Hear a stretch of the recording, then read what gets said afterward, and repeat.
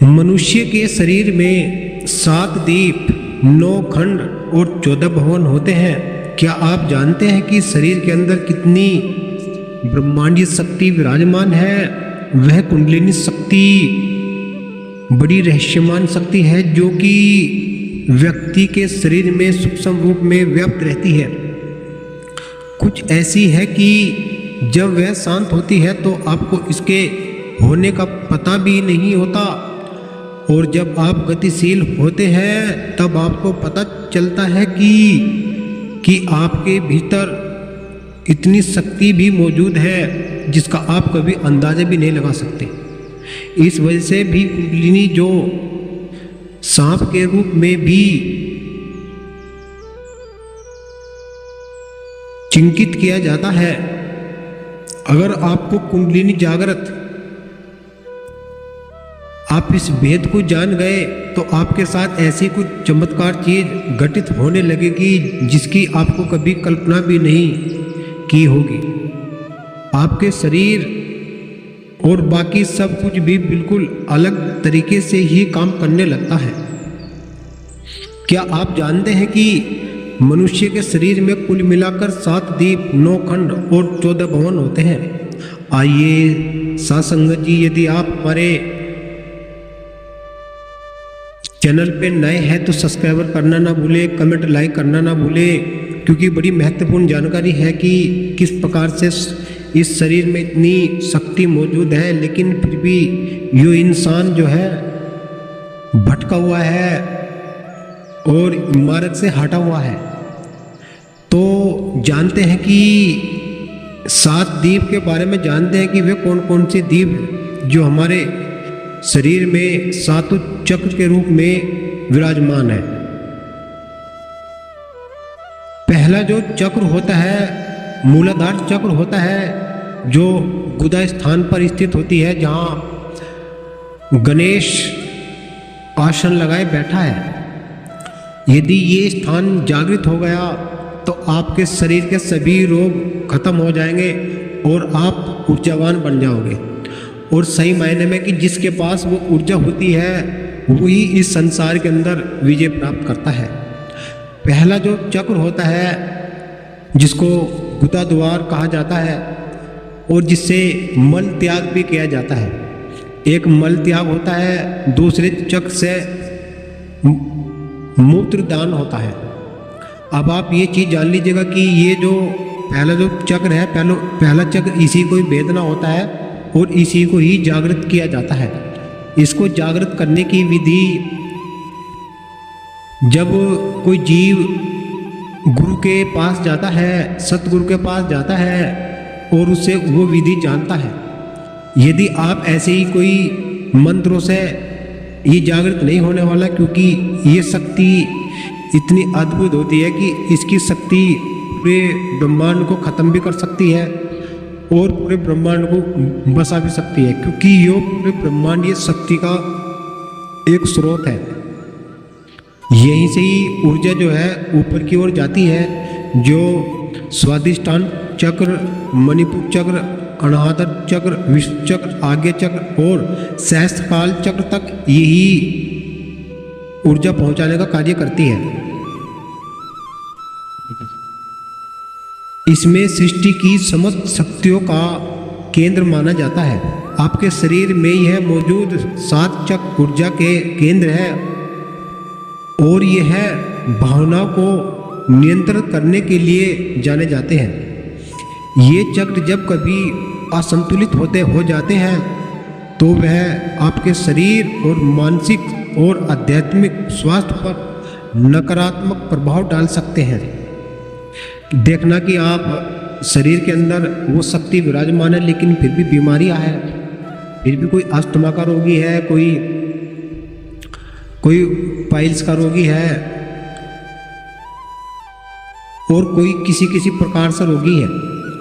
और यदि मान लो शरीर में जो इतनी ऊर्जा का स्रोत है, यदि आप इस चीज़ को जान गए, जब इस चक्रों का असंतुलित तरीके से इसका जो मतलब काम होता है और व्यक्ति इसको नहीं जानता और गलत तरीके से इसको यूज कर लेता है तो शरीर में बहुत भारी नुकसान हो जाता है। जब स्वास्थ्य पर नकारात्मक प्रभाव डलता है, प्रत्येक अंग चक्र एक शरीर को दूसरे अंग के लिए कार्य करने से जुड़ा हुआ होता है। यदि आप मूलाधार चक्र की संपूर्ण जानकारी विस्तार से जान गए और इसके विधि को आप जान गए कि सही मायने में इसकी जो विधि है वो किस प्रकार से हमें सही और बहुत शक्तिमान बना सकती है। आप इस चीज़ को जान लीजिएगा कि जिस चीज़ की बुनियाद बिल्कुल ठोस और मजबूत होती है उसके ऊपर आप कितनी भी बड़ी इमारत बना दीजिएगा और जिस इमारत की बुनियाद कमज़ोर होती है तो वो इमारत ज़्यादा समय तक टिक नहीं पाती, ढह जाती है। इसी प्रकार से जो मूलाधार सबसे महत्वपूर्ण चक्र होता है, अगर आप मजबूत हो तो जीवन में आप इसे सक्रिय कर सकते हैं। जीवन हो या मृत्यु आप स्थिर रहेंगे क्योंकि आपकी नींव मजबूत है।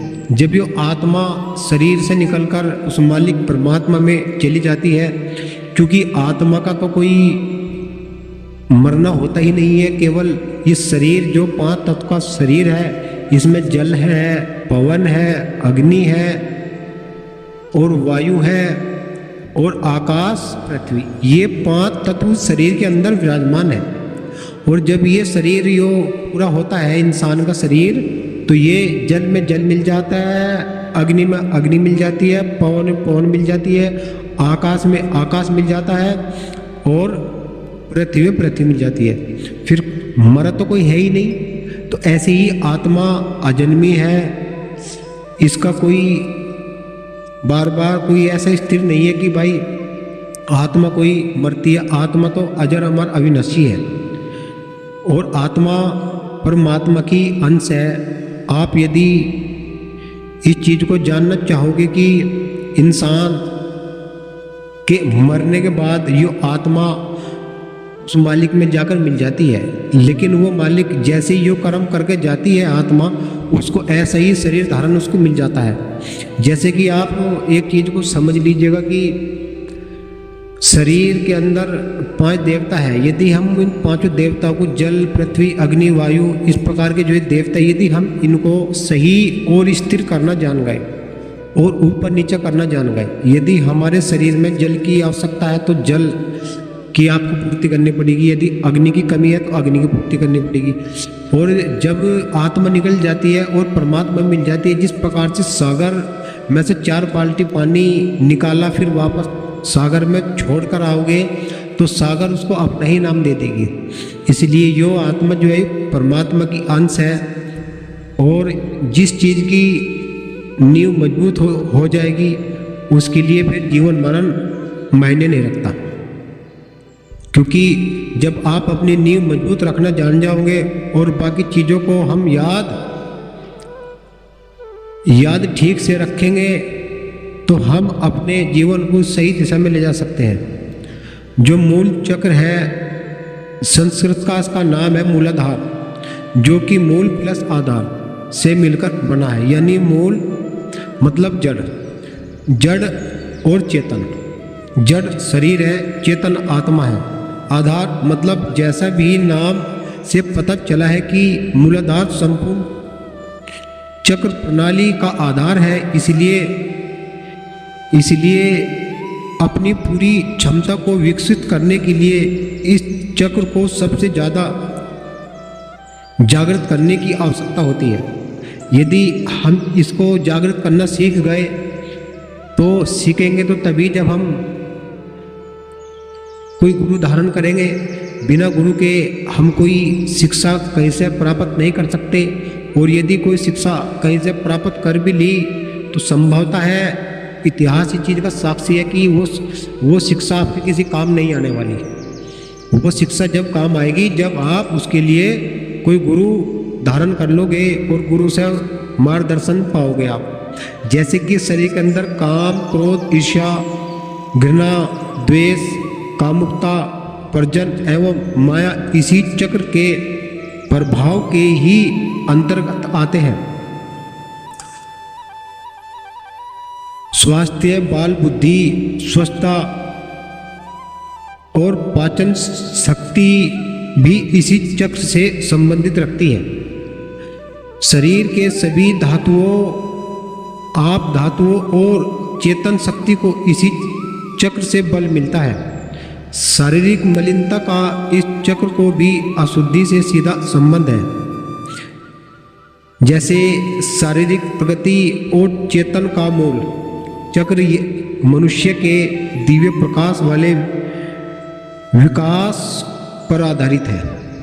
आप ये समझ लीजिएगा कि जीवन एक इस प्रकार का रंग दिखाता है और ये जो मन है उसके अंदर ये ऐसे ऐसे खेल खिला देता है कि जिसका कोई जड़ मूल ही नहीं होता। मूलबंध लगाना जब सीख जाओगे, इसी प्रदेश को पेट की एसिड से दबाया जाता है, जिससे गैस बनता है, तेजाब बनता है, वो सब इससे दूर हो जाने वाला है। और नीचे की ओर चमकने वाली ऊर्जा का जो मुख्य स्थान होता है, आप देखते हैं यदि आपकी ऊर्जा का भाव नीचे की ओर होगा तो आपके अंदर कामुकता और सेक्स के प्रति और काम वासना के प्रति आप ज़्यादा आकर्षित रहोगे। और जब इसकी ऊर्जा ऊपर की तरफ पहुंचनी शुरू हो जाएगी तो आप उस मालिक परमात्मा की खोज करना जान जाओगे और आपके अंदर बैराग आ जाएगा। कहा भी है ऐसी कि योग भक्ति, ध्यान, योग, साधना, भक्ति, जब आपके अंदर भक्ति आ जाएगी तो आप ये समझ लीजिए कि आपको कोई गाली देवे या कुछ भी देवे, आप उसका कोई प्रक्रिया नहीं दोगे। तो इसी प्रकार से जब आप इस चीज़ को समझ लोगे, क्योंकि जब आप समझ लोगे चीज़ को तो इसको करने के लिए आपको आसान नहीं रहेगा।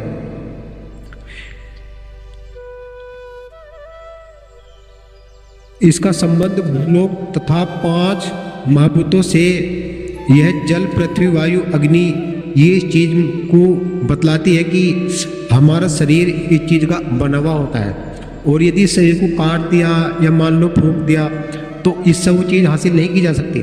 जब तक शरीर स्वस्थ है पूर्ण रूप से, शरीर में कोई रोग नहीं है, तो ही मालिक परमात्मा की खोज कर सकते हैं। क्योंकि जब शरीर में कोई पीड़ा नहीं होगी तभी तो हम उस मालिक की खोज इसमें कर सकते हैं। और जब शरीर पीड़ा से ग्रस्त है, दुखी है, तो फिर कैसे संभव हो सकता है? नहीं हो सकता। अब आप यह जान लो कि मूलाधार चक्र की जो पंखुड़ी होती है, उसका जो एक कमल के तरीके का जो एक फूल होता है वो खिल जाता है और चारों 4 कार्य मनुष्य बुद्धि, चित्त और अहंकार का प्रतिनिधित्व करता है। इसका इसे राजा मान लीजिएगा। इस चक्र का जो राजा है वो गणेश जी को माना जाता है। इसने सामने की ओर 20 गति दर्शाता है। इस चक्र के अधिपति देवता गणेश जी है और इसकी शक्ति दंकनी, जैसे बताया पिछली भी थोड़ी देर पहले बताते कि जो इसमें सांप की बात जो है अंत्य जिस प्रकार की गुण मंडली मानो पड़ी है पेट के अंदर, जिसमें भोजन जाता है, इसी में से ऊर्जा आदान प्रदान जाती है।